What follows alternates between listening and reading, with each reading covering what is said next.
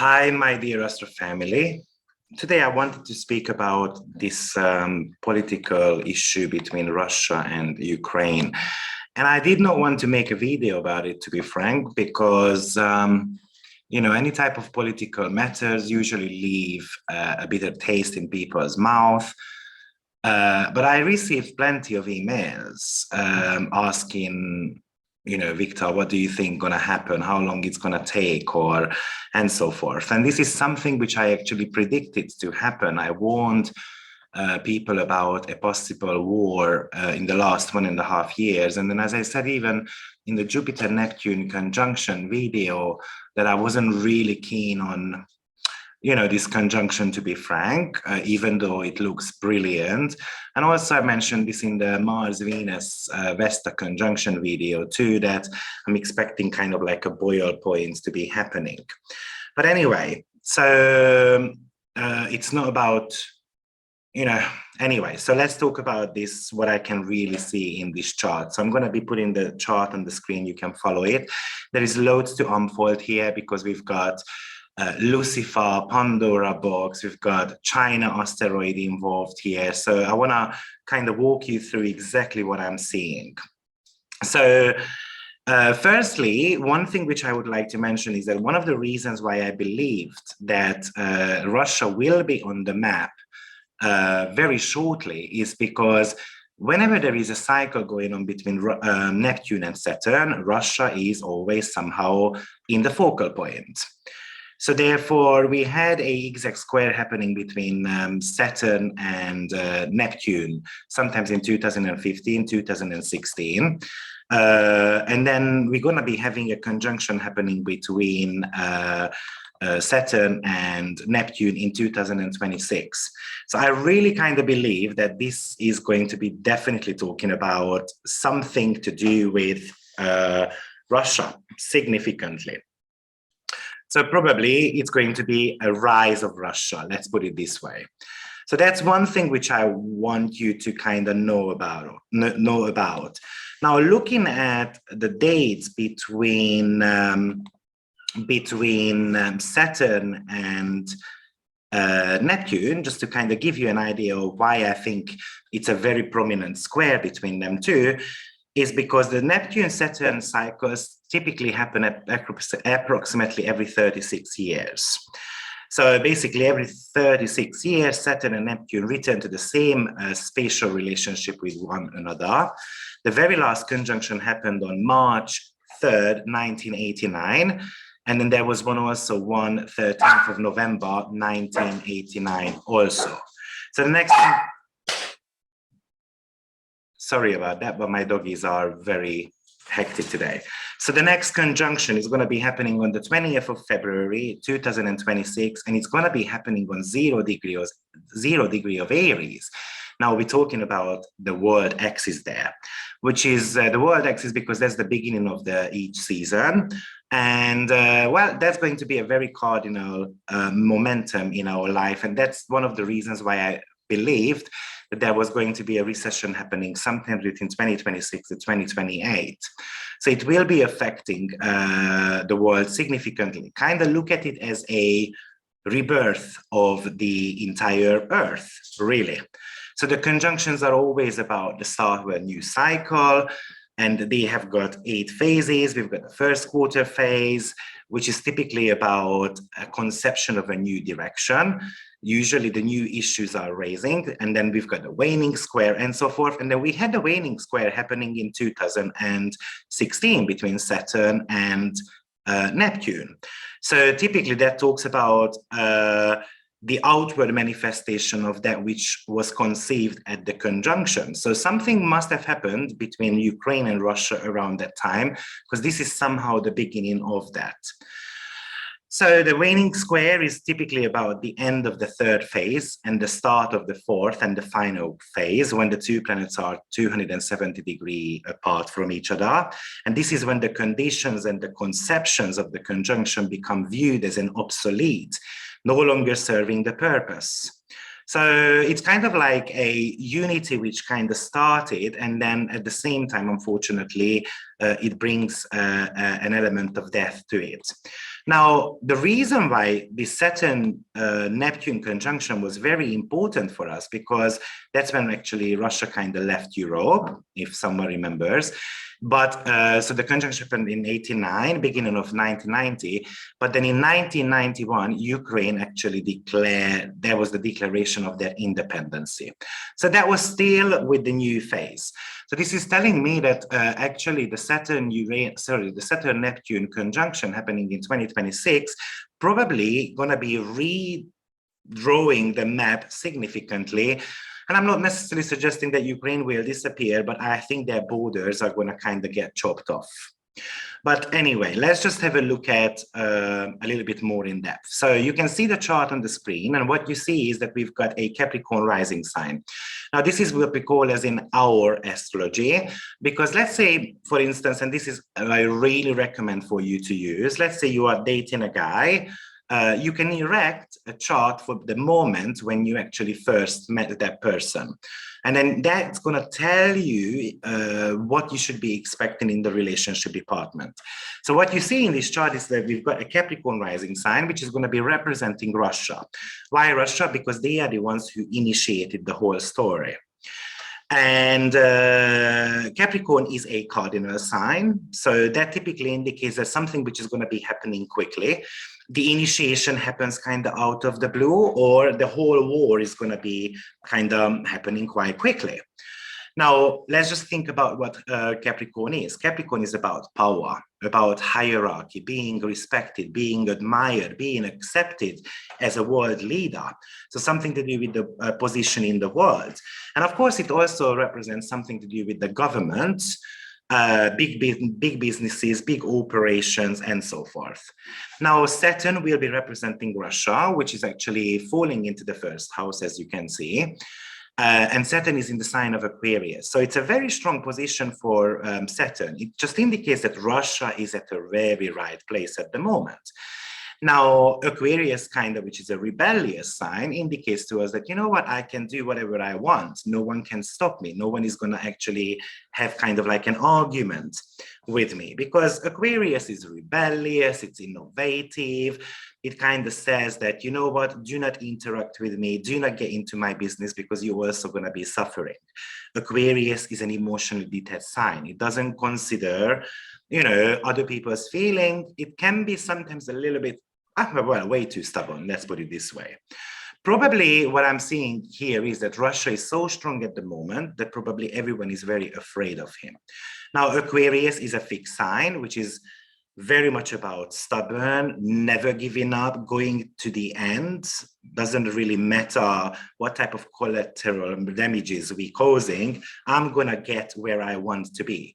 And it really goes beyond the barrier. So it doesn't like borders. Don't stop me, I'm gonna cross the borders because I'm unique. So, and also what's interesting here is because this chart describes the situation very nicely.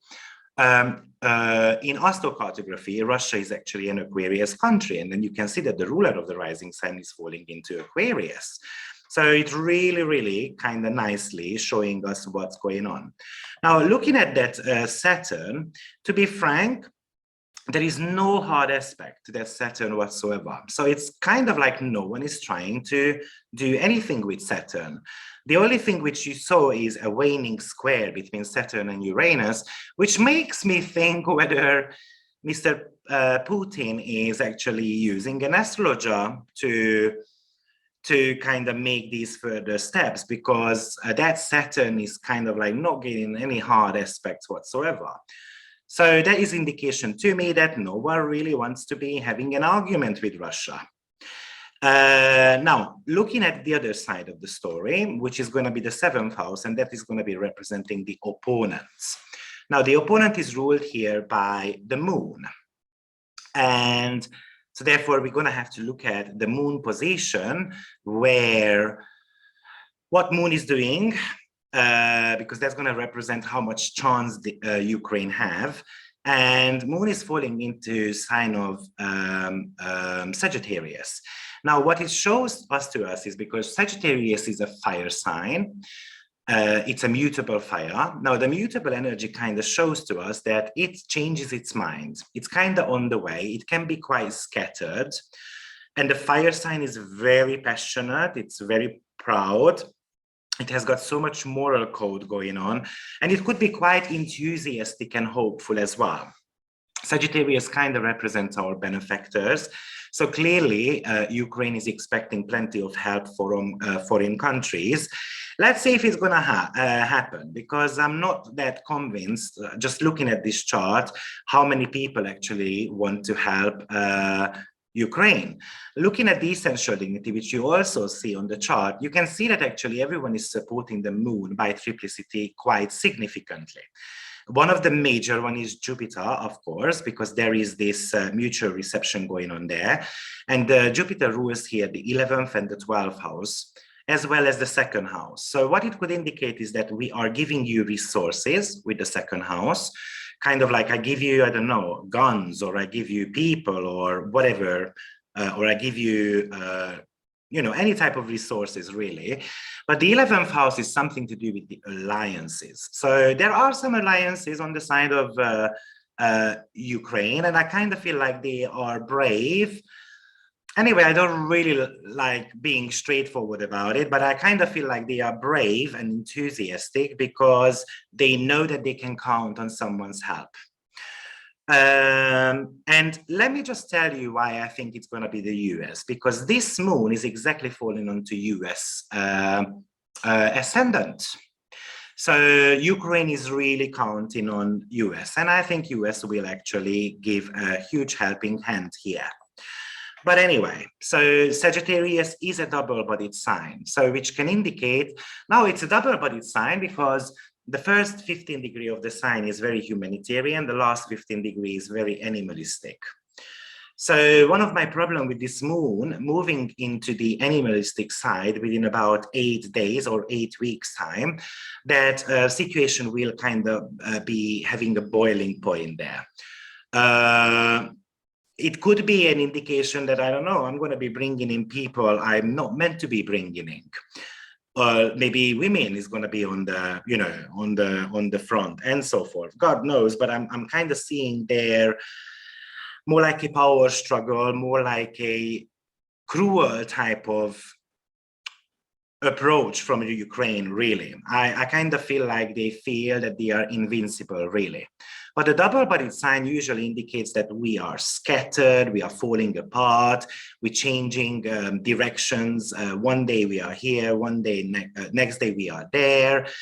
Mutable sign is not necessarily so determined. And you can see that the moon is actually peregrine. Peregrine means that it's extremely weak and it's deteriorating from power. So therefore, the team is actually getting weaker there. They are getting exhausted. But probably with that, all that Sagittarian energy, they get very much motivation.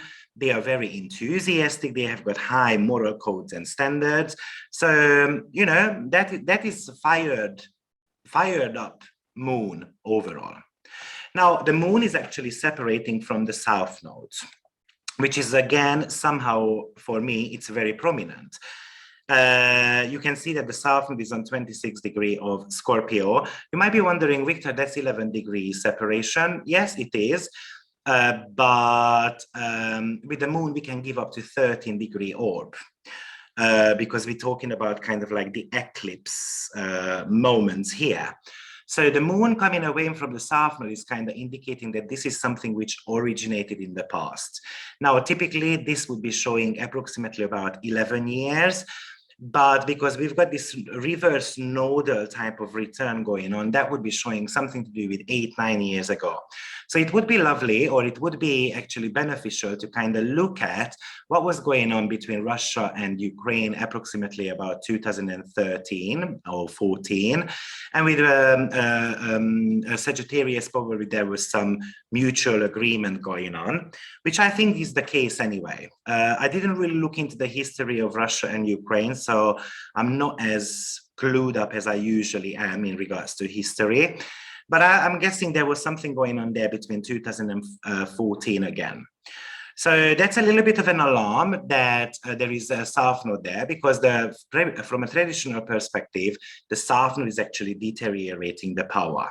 But here it's separating. So it kind of talks to us about something which is originated from the past.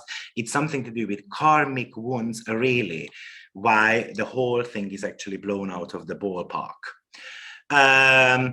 Now, the Sagittarius double-bodied sign kind of can indicate that within the country also there is some confusion going on, in a sense, because there are some people who want to collaborate and maybe they want to be having discussions. And the other side is actually the very enthusiastic one, that we can do it, we don't need to be afraid, we shouldn't be giving up our freedom. And of course, it's freedom related, right? Because Sagittarius is all about adventure, freedom, the possibility of travel, wanting to have visa, wanting to have foreign connections with others, and so forth. But what I really like to point out, that Sagittarius sometimes is a one-sided truth. What it means is that I think here we're going to have to look at things that the coin has got two sides, and we are meant to be looking at both. So what I'm trying to suggest here is that whatever you see in the media, you might not want to be, you know, fully convinced about that is exactly the real story, because I think we only get half of the situation here.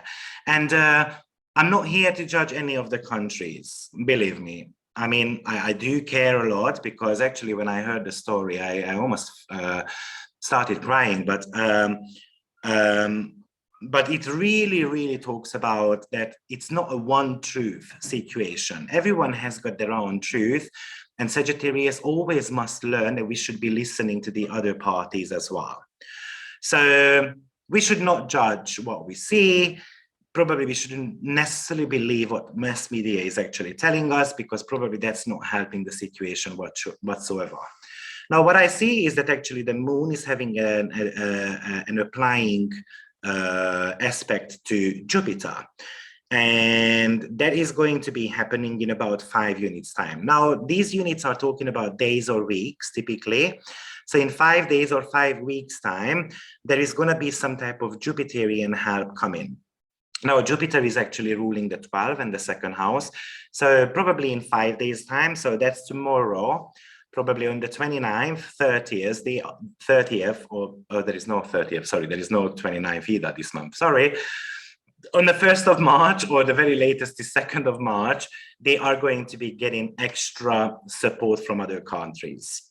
But the Jupiter element is also, again, showing us that it's a karmic wound, something which is hidden, something secretive is going on. But what I'm afraid of is that this square can indicate that actually, let's say I'm going to be sending a, I don't know, bag of chocolate, and then it's going to be stolen, or it's going to disappear. So it's kind of like, it kind of never gets there type of situation. And that's what I really see here. Now, you might be wondering, because probably that's why you are sitting here, Victor, when is it going to end? Well, I don't know when it's going to end, but what I can see here is that if we want to be looking at when something is ending, we're going to have to look at the 4th and the 10th house. The 4th house is something to do with the endings, the end of a meta. That's why the 4th house rules things like funeral, end of relationship, end of job. So here it's going to talk about the end of the war. And this is ruled by Venus. Now, one of my problems with this Venus is that it moves extremely slowly. And that's the reason why it's very hard to determine when it's going to be actually ending, because Mars is still faster. Now, there is going to be a conjunction happening between Venus and Mars, but that's going to be happening on 0 degree of Aquarius. So this could again show about 6 unit time that something, an alliance might be happening there, but that could be up to 6 months also, because it's a fixed energy. So I'm not too convinced about what we should expect, but hey, there is a possibility of 6 weeks or 6 months here. Now, what we see in regards to that 4th house, that we've got actually the North Node sitting on the 4th house cusp, sitting on Algol. Well, someone's head is going to get chopped off here. No, maybe not in a literal way, but maybe someone is going to lose power, or maybe this person won't be the prime minister anymore, or all those type of things. But the fourth house typically talks about things like gas situation, properties, and so forth. And with an algol, it could indicate that, for instance, there is going to be a gas leak going on. The fourth house is very much about the hidden treasure of the earth. So there is something in Ukraine what Russia wants, surely. And I kind of believe that what we know about this situation is not actually the entire truth. Maybe they want, I don't know, gold there, or what, I don't know what is going on in, I don't know the resources of Ukraine, but there is something there Russia really wants. Now, and of course, if we look at the 10th house cusp, which is very much about, again, something to do with the endings, because this is the IC and the MC axis, we can see that it's ruled by Mars, and Mars is in exaltation at the moment.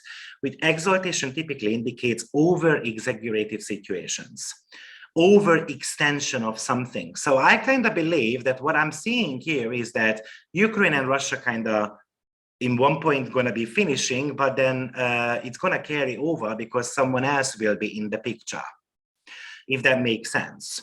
Now, what you also see here is that Mars and Venus are actually conjuncting Vesta. And Vesta is about focal point. So it talks about dedication.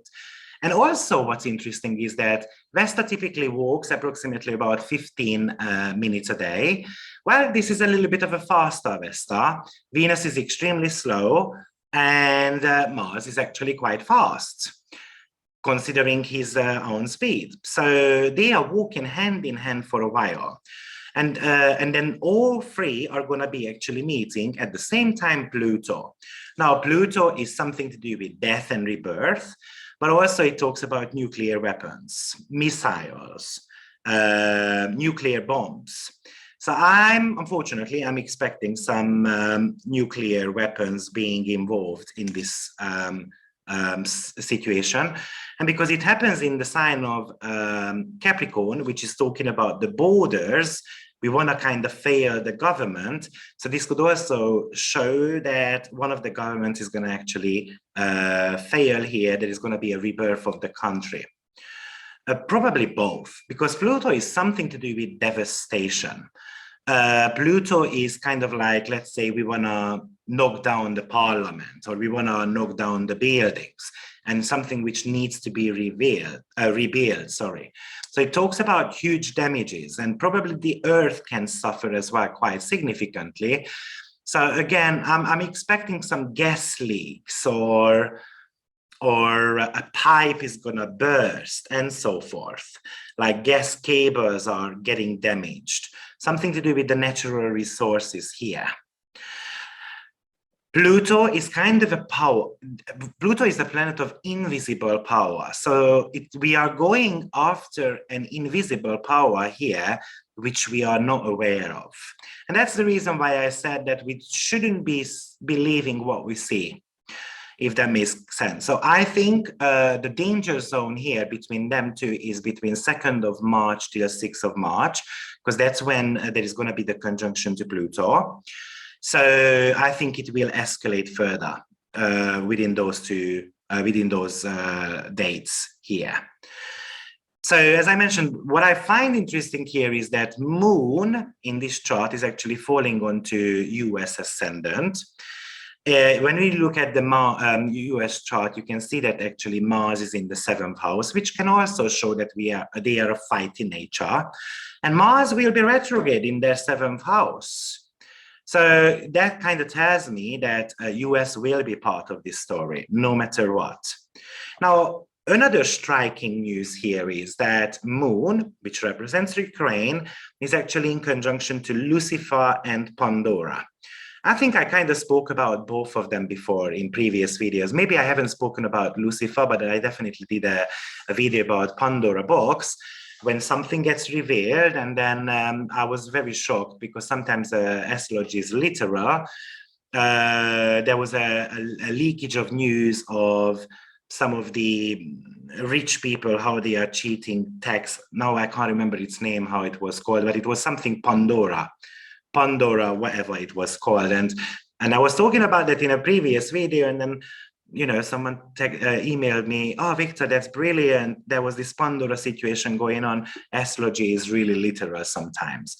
But anyway, so we've got Lucifer there and Pandora. Now, in order for us to understand what this talks about, we might want to be understanding what Lucifer is actually. Lucifer in the astrological chart can indicate where you are tempted to go your own way, regardless of the rules. So you don't really care about the rules. You can be kind of very like an Aquarian type a little bit. Now, if you want to know where your Lucifer is, actually, its asteroid number is 1930. So you can go and enter it on astro.com. And Lucifer kind of represents pride, or how pride, something like a chip on your own shoulder. It kind of like an ego bloated type of state of our mind, but also it shows where we can fall the biggest. So Lucifer was discovered in 1964, October 29th. And then, by the way, it was discovered by a woman. And I think that's actually quite important here. What we know about Lucifer is that he was meant to be a shining angel. He is the light bearer, the light bringer altogether. And it represents something to do with the morning star. And in modern biblical myth, kind of Lucifer left the Bibles, really. I think it's only mentioned like once or twice in one of the chapters, but he is meant to be the son of the dawn. So now the Lucifer is actually connected to Venus, because Venus has got two faces. One of them is a morning star, the other one is the evening star. Now the morning star tends to be more the warrior type of energy, because I would like to point out that Venus is actually the planet of war as well as peace at the same time. And the morning star, Venus, is more like the warrior one, and the evening star is the gentle one, which is more about the peace element. Now look at that Venus. What type of Venus is this? It's a morning star one. So imagine that Venus and Mars conjunction is actually two war planets are standing together. And I made a video about Mars-Venus conjunction. I really would like you to listen back to that, because it has got a cycle which repeats every 32 years. They are making a conjunction on the very same degree like 32 years before. And 32 years before, there was Germany involved there, the Berlin Wall, there was Yugoslavia going on, and many other political situations. So basically, there was a huge political change going on. Now, this Venus-Mars conjunction happened on around 22 degrees of Capricorn. What was going on 2020 in Capricorn 22-21 degree? There was the Saturn-Jupiter-Pluto conjunction. So it looks to me that this war is kind of like the continuation of this bloody COVID situation. So something also a boiling point, sometimes in 2020 January, but maybe because of COVID, we could not do it. So we waited a couple of years, and then let's kind of just have all this drama going on now. So Lucifer is Venus related. It has got that feminine archetype, but the angry one, because Lucifer was very angry by the fact that the god decided to create humans, and then he looked like more proud of his new creations than his own angels. So that's why he became a fallen angel, really. And what's also interesting is that the conjunction of Venus to the sun during her orbit creates a magical pentagram pattern, which I taught you about in my Venus retrograde webinar. Now, probably it's not a coincidence that the inverted pentagram is actually the devil's symbol. And that's kind of like Lucifer in the chart, okay? Now, Lucifer was actually successful when he wanted to tempt Eve to taste the apple from the tree of knowledge. And that kind of gave us a doorway onto the earth and into the hearts of the humankind. So, so he was a little bit of a cunning, type of figure, really. So the story here is that there is always this moon has got a motive behind. This moon kind of, oh my days, I would love to say what I want to say, but I don't really want to say. But anyway, you guys gonna screw me. I mean, you guys gonna be scrutinizing me for it, but I kind of feel like Ukraine wants to fall because they feel that they have got some, should I actually say that or shall I cut that out? I don't even know. But anyway, take it the way you want to, but I kind of feel like, yeah, it's a very Luciferian moon. So I'm just wondering, what is the real intention there? Of course, Lucifer has got two sides, okay? One is the dark and the other one is the light side. Lucifer kind of indicates in our chart where we can face our fears and our kind of like abandonment, in a sense, that can be the way out of the tunnel as well at the same time. So that's Lucifer. And then, of course, we've got the Pandora also sitting on there, which is really talking about some secrets, which is going to get released there. So a little bit of a myth of Pandora. Well, after Prometheus stole fire from the gods, Zeus was extremely furious. So he charged Hephaestus to create a woman, and that was Pandora, to bring great misery to the humankind. And basically this misery was one of the ways to pay for fire. And Pandora was gifted by various gods and goddesses, and she had all the necessary desires she needed. She had the beauty, she had the talent. She was kind of like this perfect woman overall. So it talks about something to do with famine. It talks about secrets being revealed. It's kind of talking about nothing is, they say, the things aren't as they seem. It's something to do with kind of like it's good to be true type of situation. It's kind of like the curiosity killed the cat. Or imagine that you open a can and then all these worms are coming out of it. So it's kind of like you didn't ask for something you kind of bargained for type of energy. So yeah, Pandora is a violent one. So anyway,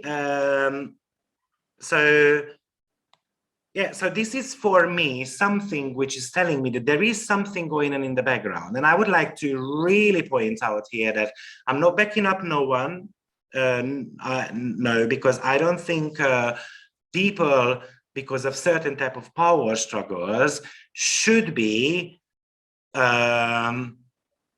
victimized and killed.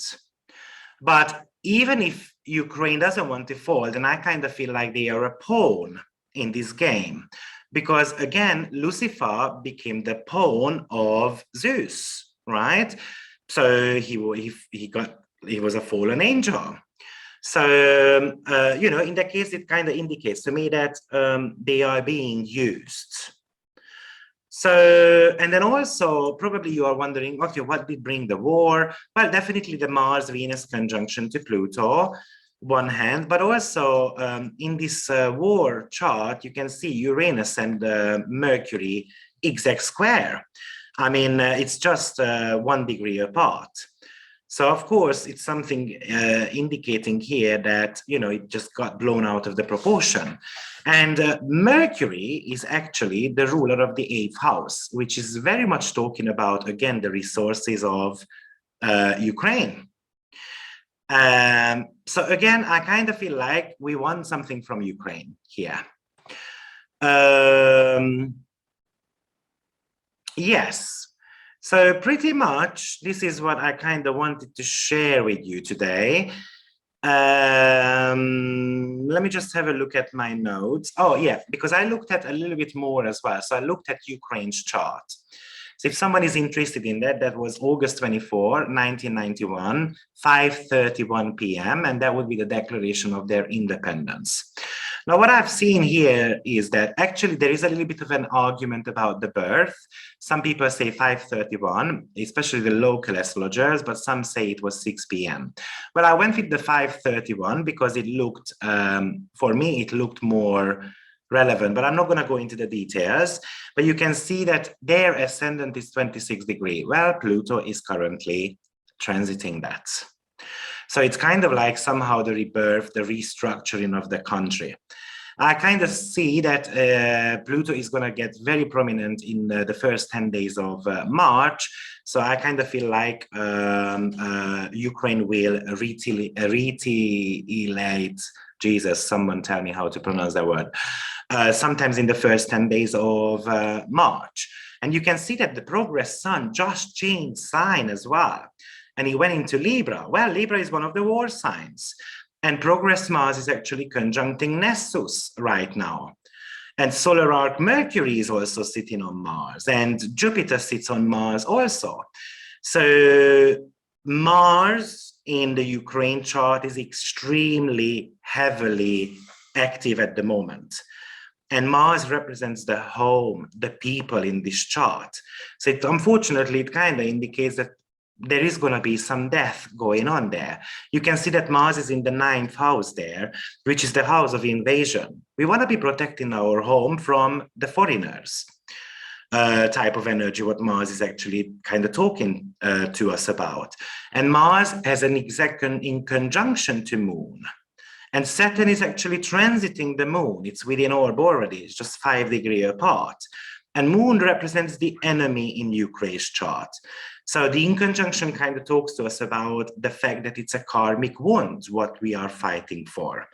And Saturn on Moon wants to control the enemy. So this is an attack against Russia. So I think when Saturn is going to be on the Moon, there is going to be kind of like a re-attack going on. And that's probably around 2 weeks' time. So that's why I kind of came up with this 2nd till the 6th of March. Maybe the latest one is the 10th of March, but I kind of feel like it's going to escalate even more, unfortunately. Now, one thing as a final note is that you can see that Ukraine is represented by Moon and Russia was Saturn. Well, they have got an applying sextile going on. And that application is going to be happening in 11 units time. Now, the 11 units can indicate here because the Moon is in 11th house already in a mutable sign. Unfortunately, that could show up to 11 months. But at least 11 weeks, okay? Now, in order for the war to completely stop, we would want to see no aspect between Saturn and Moon, which would be happening exactly in about 18, 19 unit time. So that could show 18, 19 weeks or 18, 19 months. I can imagine with negotiations, it might be 1.5 years. But at least 18 and 19 weeks. So, yes, unfortunately, this is the situation how I see that. One more interesting thing which I would like to tell you. You can't see that on the chart, but I've already checked. China, an asteroid, is exactly in parallel conjunction with the Moon, and it's exactly with the rising sign as well. It looks to me that China will be somehow a part of it. Let's see. So guys, I hope I didn't piss off anyone with this video, and I really would like you to stay away from any type of political comments. Actually, I might be blocking the commenting area because I know that we like getting involved. And then it's not even a problem that we get involved, but then people are going to start arguing about it. So please stay away from that. Have a peaceful week, everyone, and see you soon. Bye-bye.